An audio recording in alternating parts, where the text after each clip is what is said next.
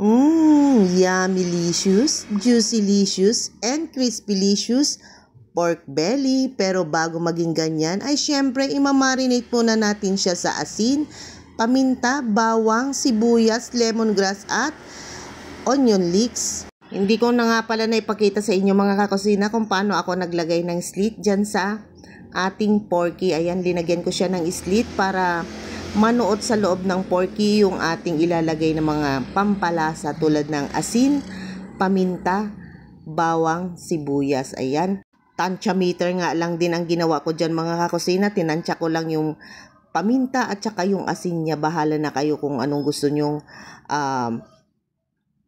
lasa, kung mas maalat ba or hindi. Pero sa akin mga kakusina, yung linagay kong asin dyan na pampalasa natin ay eksaktong-eksakto lang. Hindi maalat yung aking ginawa. Ayan mga kakusina, at linagay ko na nga rin yung bawang. Ayan, bale 4 na ulo ng bawang yan na aking pinitpit. And then, itong sibuyas na marami. Ayan. I-spread lang natin ang ating sibuyas. At pagkatapos nga ng sibuyas ay yung lemongrass naman at onion leeks ang ating isunod na ilagay. Ayan, yung magpapabango sa ating pork belly lechon. Ayan, pag na luto na ang ating pork belly lechon ay talagang grabe, humahalimuyak ang amoy dahil sa linagay natin na lemongrass at onion leeks. Ayan mga kakusina, at hindi ko na kayo madadala kung paano ko siya linagyan ng tali or talian dahil napakahirap mag-isa ako dyan mga kakusina. Kaya pinakita ko lang na rinol dyan, and then pagkatapos nga nalagyan ko ng tali ay pinunasan ko naman siya. Ayan, para matuyo siya, at kakaskasan ko yan ng asin. Lalagyan ko siya ng asin. Ayan mga kakusina, ganyan ang aking ginawa sa pork belly lechon. Pero pagkadating nga ni Habi ay pinapalitan ko yung linagay kong tali niya mga kakusina, para kasing huhulagpos yung aking linagay na tali. Ayan, mas maganda pag may kasama ka kasing magtatali sa ilelechon mong belly dahil mas maayos ang kanyang tali. Ayan mga kakusina, at nasalang ko na ang ating pork belly lechon para magawa ko naman yung iba kong lulutuin.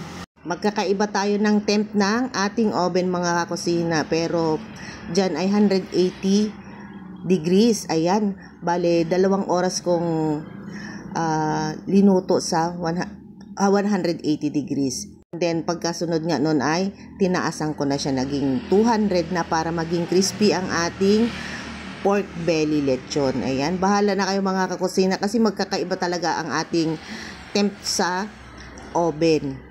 At eto na nga mga kakusina, luto na. Grabe ang amoy dito sa loob ng bahay. Nakakagutom ang amoy nitong pork lechon belly. O diba, ang ganda ng kanyang itsura mga kakusina. Nakakatakam. Hindi lang crispy ang ating pork belly lechon, kundi juicylicious din siya mga kakusina. Juicy ang ating pork lechon belly. Hindi siya matigas. At napaka-crispy. Ayan, nagustuhan nga ng aming mga bisita itong aming pork lechon belly. At ayan na nga mga kakusina, pina-slice ko na kay Habi dahil kung ganyan buo ang aking ilalagay ay mawawalan ng balat yung iba, kaya pina-slice ko na. Ayan ang aking pork lechon belly na masarap at juicy. Ayan mga kakusina, maraming salamat sa panonood. Sana hindi kayo magsawa sa palagyang panonood ng aking mga ina-upload na videos. Thank you so much. God bless as always. Mag-iingat po kayong palagi. Bye. I love you all. Mwah.